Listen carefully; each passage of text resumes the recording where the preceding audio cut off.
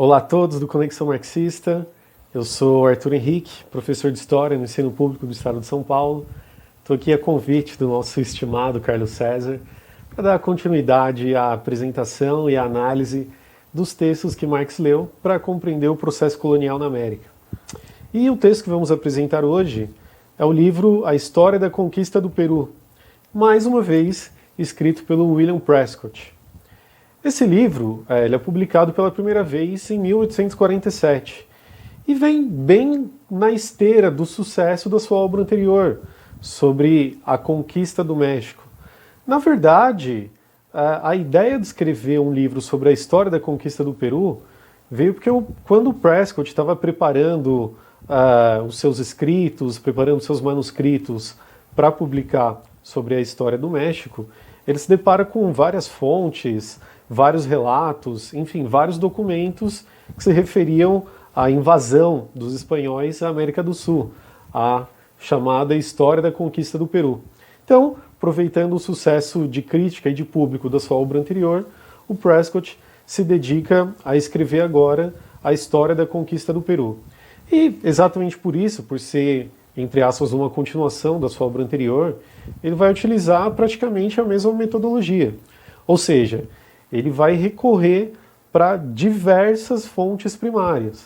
Mais uma vez, nesse livro também, a cada página tem várias notas de rodapé, várias citações, ele sempre demonstra qual fonte ele está tirando cada afirmação, cada colocação que ele coloca no livro.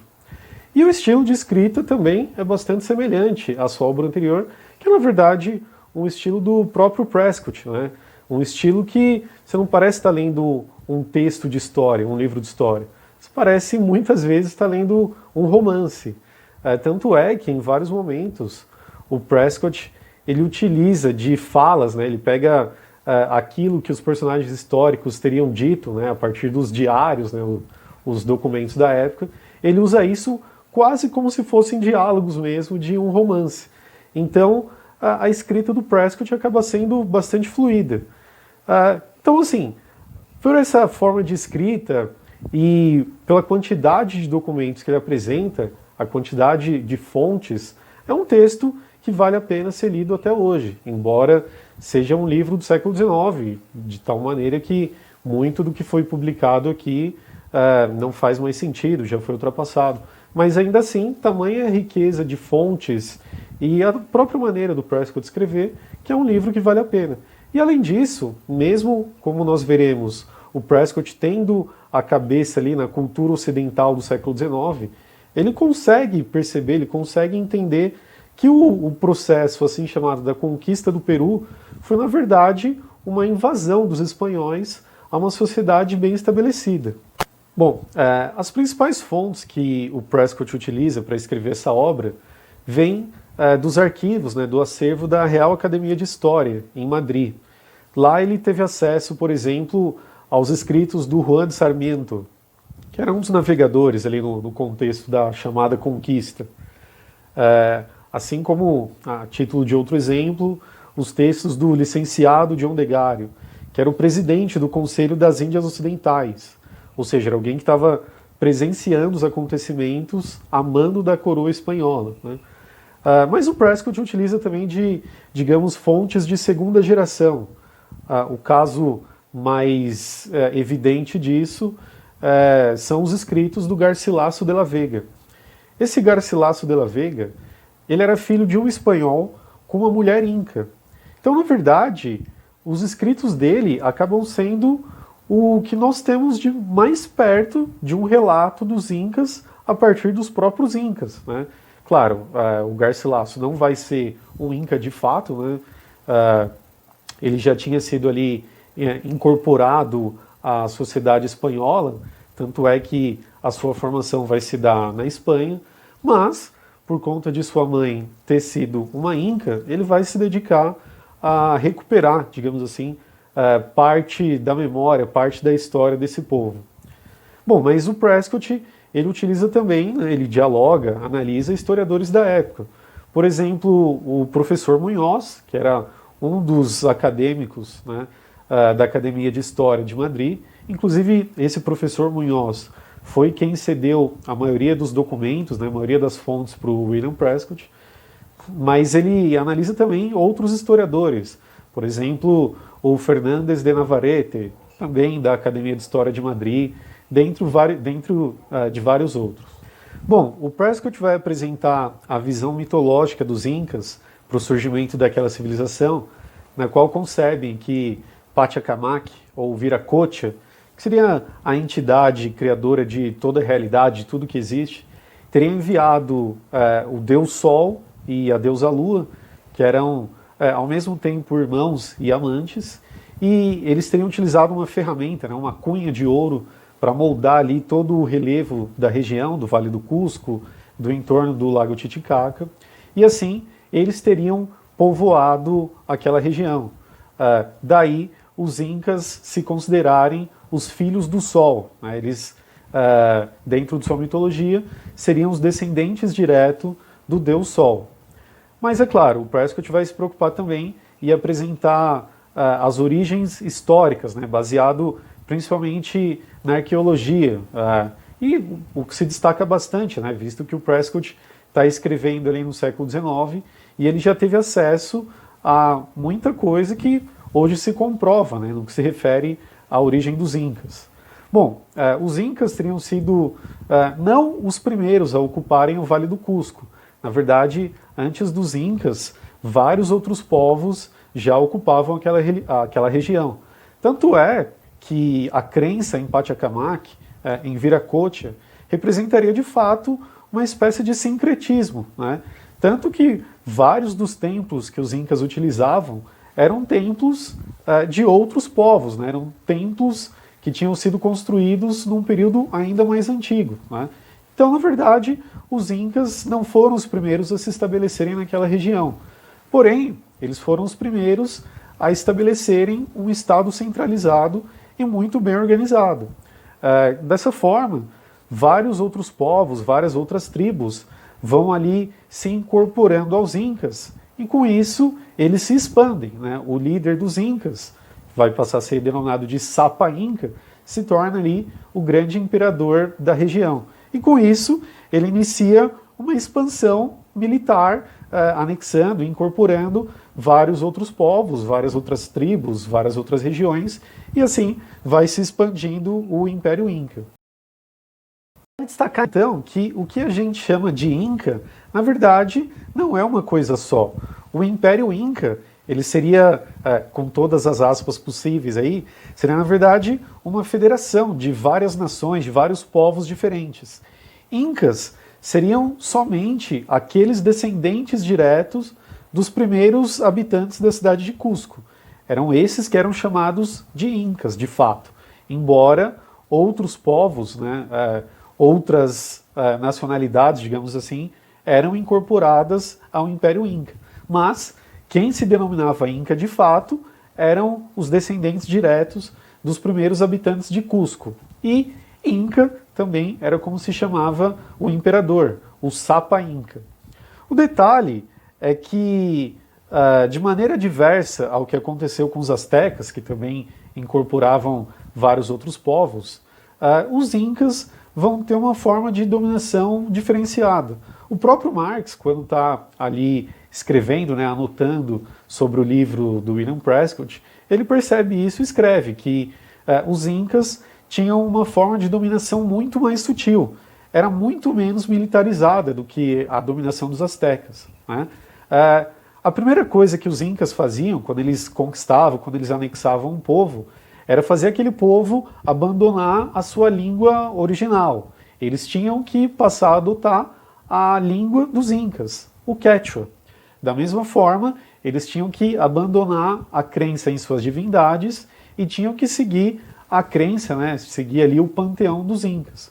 Para isso, o líder dessa região dominada, dessa região anexada, ele era enviado para Cusco, onde ele recebia, digamos, uma espécie de reeducação, né, uma espécie de formação, né, para ele conseguir conduzir a aplicação da língua quechua, a aplicação do panteão dos Incas nessa região conquistada. E, ao mesmo tempo, esse líder regional da nação que tinha sido conquistada, né, da região conquistada, tinha que deixar algum parente seu na cidade de Cusco, normalmente era o seu filho, o que acabava funcionando como um refém, né, em caso de uma tentativa de rebelião, alguma tentativa de revolta desses povos conquistados, os incas mantinham ali uma garantia como esse refém, que era um parente direto do líder, o líder dessa região anexada. Ainda assim, os incas eles vão desenvolver um exército extremamente imenso, né, extremamente vasto, muito bem treinado e com uma logística que vai surpreender até os próprios espanhóis quando eles têm contato com os incas. A forma de dominação militar dos incas se centrava principalmente a partir da fortaleza de Cusco. A fortaleza de Cusco não era somente a fortificação em si que existia na cidade de Cusco, mas era, na verdade, a interligação de várias fortificações, a interligação de várias bases militares espalhada por toda a vastidão ali do Império Inca, e cada uma dessas fortificações contava já com alojamentos e um armazém com alimentos preparados para receber esses exércitos, né? E além disso, cada fortificação era interligada com vários caminhos, várias estradas, né? Os incas eram conhecidos por serem muito bons em criarem caminhos vastos, né? Caminhos interligados nessa malha viária. Tanto é que existe um caminho famoso que interligava ali a região dos incas, aqui a nossa Serra do Mar, que é o famoso caminho do Peabiru. Bom, mas em caso de alguma rebelião, de alguma revolta que acontecesse em alguma das regiões anexadas pelos incas, o exército inca, então, conseguia se movimentar, né, conseguia se locomover de forma muito rápida, muito dinâmica. Por isso, nenhuma rebelião, nenhuma revolta teve sucesso enquanto existia o Império dos Incas. Além disso, essas vias, né, esses caminhos interligados, também eram utilizados pelos chasques. Os chasques eram, digamos assim, o correio dos incas, né? Eles também tinham as pessoas que eram treinadas, né, desde sua juventude a percorrerem esses caminhos e levarem mensagens, levarem objetos, enfim, funcionar como um correio de fato. Esses eram os chasques. Outro aspecto que chama bastante atenção, e o próprio Marx anota bastante nas suas reflexões ali sobre o texto do Prescott, é o aspecto geográfico, como os incas lidam com o aspecto geográfico. Afinal, o Império Inca se expandia numa grande diversidade de relevos muito diferenciados, né? Você tinha cidades incas, você tinha ocupações urbanas incas, algumas que se desenvolveram no litoral, outras que se desenvolveram em grandes altitudes, né? Machu Picchu é o maior exemplo disso. Você tinha cidades que se desenvolveram em desertos ou na proximidade de desertos, outras cidades que se desenvolveram ali próximos a bosques, florestas. Ou seja, os incas eles souberam lidar muito bem com essa diversidade geográfica, com esse aspecto geográfico. Isso o Prescott vai chamar a atenção e o próprio Marx vai considerar isso como vai acabar determinando as condições materiais dos incas, como não poderia deixar de ser. Isso se reflete bastante na agricultura dos incas.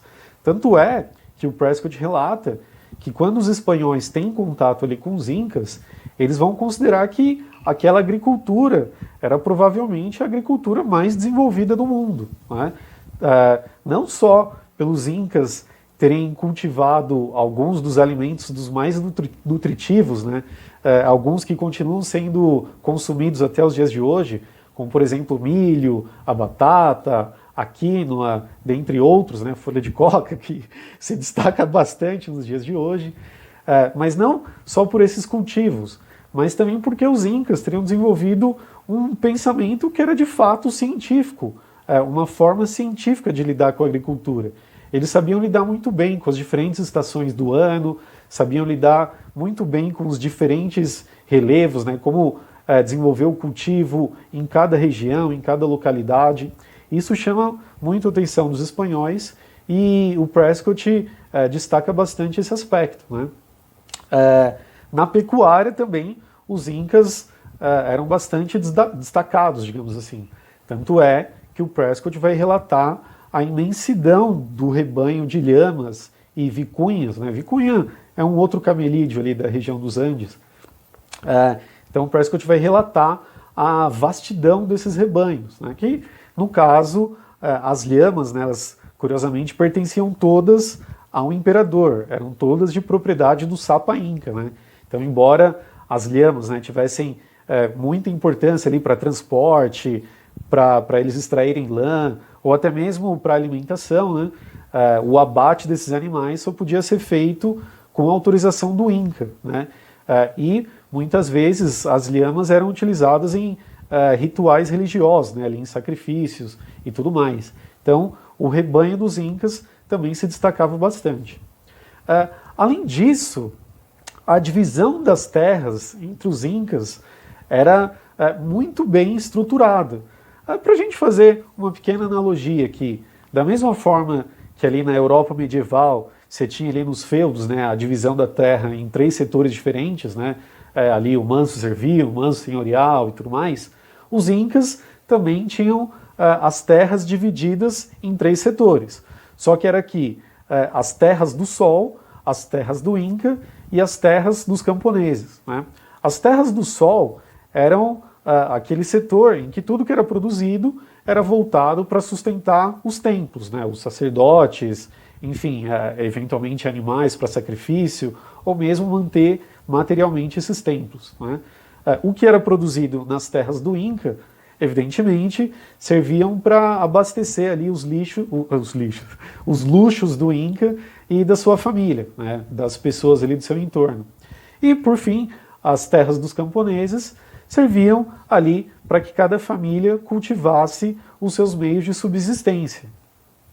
Cabe destacar que, tirando, claro, os privilégios da nobreza, né, e dos sacerdotes, as terras entre os Incas eram muito bem divididas. Na verdade, era uma divisão igualitária para cada família, né?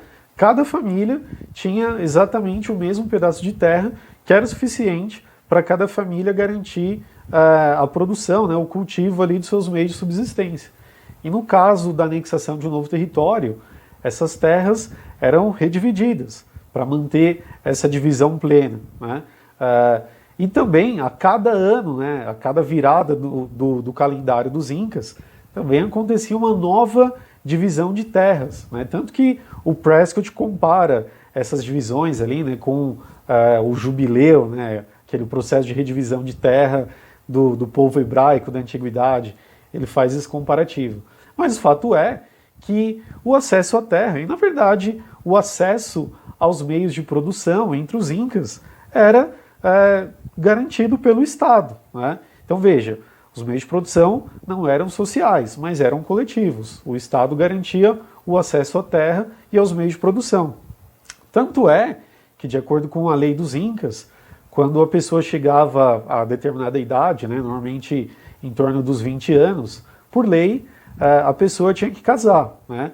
E aí, quando a pessoa casava, o Estado fornecia ali um pedaço de terra e a própria comunidade, né, uma espécie de multirão, ajudava ali no preparo inicial da terra e para levantar a casa dessa nova família, né? Então, nota-se que entre os Incas a economia era bastante planejada, né? Embora, claro, fosse um planejamento de cima para baixo, né, hierarquicamente muito bem dividido, como veremos, mas era um planejamento estatal, tanto da distribuição dos meios de produção, quanto no processo social ali de produção. Os Incas vão então desenvolver ali uma espécie de seguridade social perfeita, né, com todas as aspas, é claro. Mas o fato é que, novamente, tirando os privilégios da nobreza, dos Incas e dos sacerdotes, não existia praticamente nenhuma desigualdade social entre os camponeses, entre os outros setores sociais, né? Na verdade, não existia pobre entre os Incas. Tanto porque as terras, os meios de produção eram estatalmente garantidos, quanto porque, caso alguma pessoa entrasse em estado de pobreza material, sei lá, porque perdeu as terras num evento da natureza, né, sei lá, uma chuva torrencial, um terremoto, algo do tipo, né? Ou por uma doença grave. Por lei, a comunidade ali, a vizinhança, eles tinham que ajudar aquela família, né? Então, caso uma pessoa não tivesse condição de garantir os seus meios de subsistência, a própria comunidade se juntava para garantir aquilo para aquela família, né? E mesmo no processo normal, tradicional do cultivo das terras, sempre a primeira terra que era cultivada era a terra dos idosos, dos órfãos e daqueles muito doentes. Ou seja, é uma forma de garantir que todo mundo ia ter ali os seus meios de subsistência, né? Ninguém ia passar fome, ninguém ia estar em condição de pobreza, né? Embora, claro, dado aquela divisão de terras, né, entre as terras do Sol, as terras do Inca e as terras dos camponeses, né, o tempo que os camponeses tinham para cultivar suas próprias terras era o tempo que sobrava depois deles trabalharem nas terras do Sol e nas terras do Inca, né? Então, o trabalho entre os Incas acabava sendo a principal forma de tributo. Então, socialmente falando, os Incas tinham uma sociedade de classe rigidamente cristalizada, né? Embora não existisse a condição de pobreza entre os Incas, não existia também nenhum tipo de mobilidade social. Bom, em termos de classe, existiam ali duas esferas de nobreza entre os Incas. A primeira eram os Incas de fato, né? Aqueles descendentes dos primeiros habitantes de Cusco, o que, entre essa própria cultura, eram os denominados Incas. Mas a segunda esfera de nobreza eram os curacas. Curaca era exatamente o líder, né, a liderança daqueles povos anexados, né, daquelas regiões ocupadas. Então, essa antiga liderança acabava se tornando uma nova forma de nobreza entre os Incas, né? Além disso, você tinha os funcionários públicos, né, a burocracia do Estado Inca, que eram os amaltas, né, que eles tinham o dever ali de fazer um levantamento de todas as riquezas, né, de cada região, fazer o censo, né, o levantamento da população, mas eles funcionavam também, digamos, como educadores, né, entre aspas, como uma espécie de cientista e teólogos, muitas vezes, né. Esses amaltas, essa burocracia, não utilizava nenhum tipo de registro escrito, né. Embora os Incas tinham desenvolvido ali algum tipo de iconografia, eles não deixaram nenhum tipo de registro escrito. No entanto, eles utilizavam o quipus. O quipus era uma espécie de vara com vários cordões ligados a essa vara, e cada cordão tinha ali diferentes quantidades de nós, né? E, enfim, com esse instrumento, eles conseguiam ali fazer registros de contabilidade e também alguns registros abstratos, né? Mas principalmente registros quantitativos, né? Era essa a principal ferramenta de registro dos amaltas. E embora os amaltas trabalhassem também como educadores, a educação entre os Incas não era de acesso universal. Na verdade, a educação só era garantida para a nobreza, né? A título de exemplo, para a gente pegar uma citação aqui na página 33 do livro do Prescott, está aqui. Não é lícito que se ensinem aos filhos dos plebeus as ciências que pertencem aos generosos, porque, como pessoas baixas, não menosprezam a pequena ou a república. Basta que aprendam os ofícios de seus pais, já que o mandar ou governar não é para plebeus. Seria depreciar os ofícios e a república se a deixassem a gente comum. No caso aqui, o Prescott está citando uma fala do Garcilaso de la Vega, né? Então, assim, claro, embora nitidamente tenham alguns anacronismos aqui, né, como a ideia de república entre os Incas, que não existia, mas é um registro que o Prescott tenta levantar para mostrar que a educação não era de acesso universal entre os Incas. Além dessa burocracia, existia também a figura do Vilac Humu, que era o sumo sacerdote, né, o principal sacerdote entre os Incas. E como era na prática uma teocracia a política dos Incas, ele acabava sendo uma espécie de primeiro-ministro, né? Um grande assessor ali do imperador, além de, é claro, lidar com uma série de questões, né, dos rituais, das cerimônias religiosas. Assim também como outro estamento social, digamos assim, que existia, que eram as Virgens do Sol. As Virgens do Sol eram mulheres que desde a sua infância eram preparadas para cuidar do fogo sagrado, né? O fogo ali que representava o Deus Sol ali nos templos, né? E as Virgens do Sol, elas não podiam ter uma vida privada, né? Na verdade, elas só tinham contato com as pessoas em cerimônias religiosas, né? As únicas que podiam, o único, na verdade, que podia ter contato com essas Virgens do Sol era o próprio imperador, o Sapa Inca, né? Na verdade, as Virgens do Sol, elas tinham, como o nome indica, que se manter virgens, né, até elas terem um contato ali com o imperador, já que elas eram consideradas todas mulheres esposas do imperador, visto que o Sapa Inca tinha direito a ter várias mulheres diferentes, né? O caso é que entre as Virgens do Sol, caso alguma pessoa tivesse alguma relação com ela, ou caso alguma pessoa fosse pega, né, no gabinete particular dessas Virgens do Sol, essa pessoa era enforcada e a mulher, a Virgem do Sol, era enterrada viva numa espécie de ritual religioso, né? Então, assim, o imperador, ele era o único que podia ter contato com as Virgens do Sol, né? De certa forma, era uma maneira dele manter um controle religioso também, ele manter ali uma espécie de gestão dos rituais religiosos também. E esse aspecto punitivo, né, de qualquer um que entrasse em contato com as Virgens do Sol, que não o Sapa Inca, revela também como as leis entre os Incas, elas tinham um caráter meio que pessoal ligado à figura do imperador. Na verdade, assim, os Incas viviam numa teocracia. O imperador, o Sapa Inca, era considerado o filho do Deus Sol, ou seja, ele era uma divindade.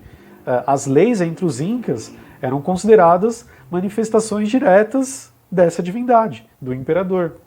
Então, infringir qualquer lei para os Incas não significava somente um crime contra o Estado, contra a legislação, significava uma afronta contra a própria pessoa do imperador, uma afronta contra uma própria divindade, né?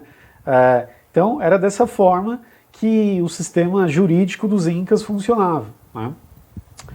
Além disso, não existia entre os Incas a ideia de um mercado ou sequer moeda, não existia moeda entre os Incas.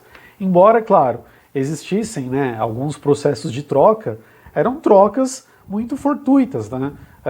Não existia algo que se configurasse de fato como um mercado. Até porque, como já foi dito, né, as divisões, né, as relações de produção e de distribuição eram estatalmente muito bem planejadas, né?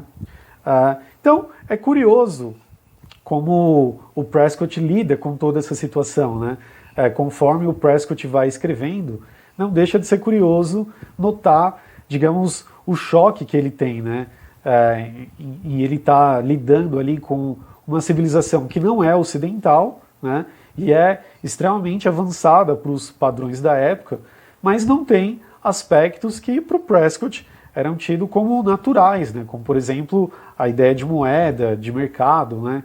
Ou mesmo essa igualdade, digamos assim, que existia entre os Incas, né? Essa baixa desigualdade social, né? Que, como já dissemos várias vezes, tirando os privilégios da nobreza e dos sacerdotes, não existia desigualdade social, né?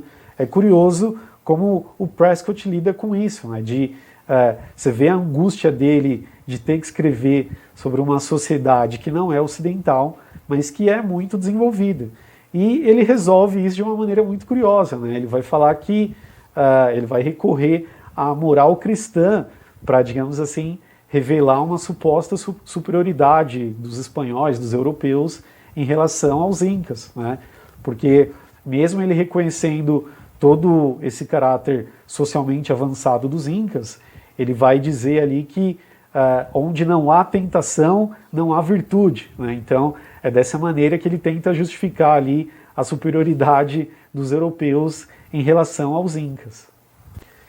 Ainda assim, apesar dessa não existência de desigualdade social, né, dessa, entre aspas, seguridade social perfeita entre os incas, o Marx não vai considerar isso como uma sociedade emancipada, uma sociedade de fato livre, né? Até porque, para Marx, não tem nada a ver considerar a emancipação humana com um amplo planejamento estatal, não tem nada a ver. Tem muito mais a ver com aquilo que, por exemplo, o Mesaros desenvolve no século XX, que é a ideia do controle social. Mas assim, o Marx vai entender todos os limites sociais que a sociedade dos Incas representa, né? Para a gente ilustrar isso daqui, utilizando os chamados Cadernos de Londres, né? Aquela mesma edição que o Carlos César já apresentou, né, que foi publicado pelo governo da Bolívia, o Marx diz aqui, na página 68 dessa publicação: cada cidadão deveria vestir o traje de sua província natal. Os colonos, logo depois de seu estabelecimento, não podiam retornar à sua terra de origem. Isso ocorria porque, segundo a lei, estava proibido qualquer mudança de residência sem permissão. Um colono se estabelecia por toda a vida. O governo peruano ditava a cada pessoa seu lugar de residência, sua esfera de ação e, além disso, a natureza e atributos de tal ação. Deixava de lado sua liberdade, ficava isento de responsabilidade social. Então, na verdade, esse amplo planejamento estatal entre os incas acabava determinando a vida de cada uma das pessoas, já que, como apresentamos anteriormente, não existia mobilidade social. Era, na verdade, o Estado que determinava o ofício que cada pessoa ia seguir. Normalmente, esse ofício era distribuído entre as diferentes regiões ali do Império Inca. Bom, para irmos encerrando essa parte, vale a pena considerar a situação dos Incas quando da invasão dos espanhóis, né, quando da chamada conquista. Como já foi dito antes, a expansão da civilização Inca era historicamente recente em relação à invasão dos espanhóis. Tanto é que quando o Pizarro está iniciando suas primeiras expedições ali na América do Sul, os Incas estavam terminando ali o máximo da sua expansão territorial. Quando o mais célebre, né, o tido como o mais importante, mais poderoso imperador dos Incas, que era o Tupac Inca Yupanqui, na verdade vai ser a inspiração para o Tupac Amaru ali na sua resistência no final do século XVI. Bom, mas quando o Pizarro estava iniciando as suas expedições, é que o Tupac Inca tinha acabado de anexar ali a região do Chile e tinha acabado de conquistar o reino de Quito, que na época era um grande rival dos Incas, né? Era uma civilização também muito desenvolvida e militarmente muito poderosa. Até então, era o único que rivalizava com os Incas. Ainda assim, o Tupac Inca consegue conquistá-los e anexá-los ao seu território. Bom, acontece que quando ele promove essa anexação, o Tupac Inca ele casa, mais uma vez, com uma das nobres ali da região de Quito, né? Lembrando que o imperador dos Incas tinha direito a casar, a ter várias mulheres diferentes. Bom, com essa mulher que ele casa da nobreza de Quito, ele tem um filho, que era o Huáscar. E o Tupac Inca vai acabar se afeiçoando muito pelo Huáscar.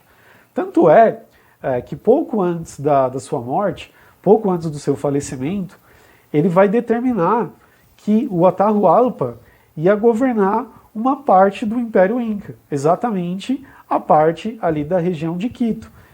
Ele dizia que era em respeito aos antepassados do seu filho, né? Acontece que dentro da legislação dos Incas, a dinastia passava para o filho do Sapa Inca, né, para o filho do imperador, com a sua primeira mulher, a sua mulher oficial, que era chamada de Koja, que normalmente era a própria irmã do imperador. E no caso, não era o Atahualpa, que era o filho do Sapa Inca, né, o filho do Tupac Inca, com a sua Koja. O herdeiro legítimo do Império Inca seria, na verdade, o Huáscar. Mas, conforme o Tupac Inca determinou, quando ele morre, o Huáscar vai governar ali os Incas e o Atahualpa vai governar em separado a região de Quito. É claro, depois da morte do Tupac Inca, não levou muito tempo para que esses dois irmãos entrassem numa guerra, né, uma espécie de guerra civil, da qual o Atahualpa vai sair vitorioso. Né? Inclusive, ele se utiliza muito da influência que ele tinha por ser o filho preferido do Tupac Inca. Né? Ele consegue, então, derrotar o Huáscar, se torna o soberano ali de todos os Incas e aprisiona o seu irmão. Isso a gente está falando já em 1532, quando os espanhóis, quando as expedições do Pizarro já estavam iniciando seus ataques, já estava entrando no território dos Incas. Né? Então, mais uma vez, fica claro quão historicamente recente era o desenvolvimento dos Incas, né, em relativo à invasão dos espanhóis. Bom, fato é, como se sabe, os espanhóis, né, Pizarro, vai saber se aproveitar dessa disputa, né, dessa divisão, dos resquícios dessa guerra civil entre as facções do Huáscar e do Atahualpa. O Pizarro vai saber manipular muito bem essa situação para conseguir efetivar ali a sua invasão e promover a destruição do Império Inca, né, a chamada aí conquista do Peru. Bom, mas esse processo do ataque, da invasão dos espanhóis, das expedições do Pizarro, nós veremos num próximo vídeo. Por enquanto, encerramos por aqui. Deixem aí os comentários, o que acharam, as contribuições. Se inscrevam aí no canal Conexão Marxista e nos vemos no próximo vídeo. Valeu!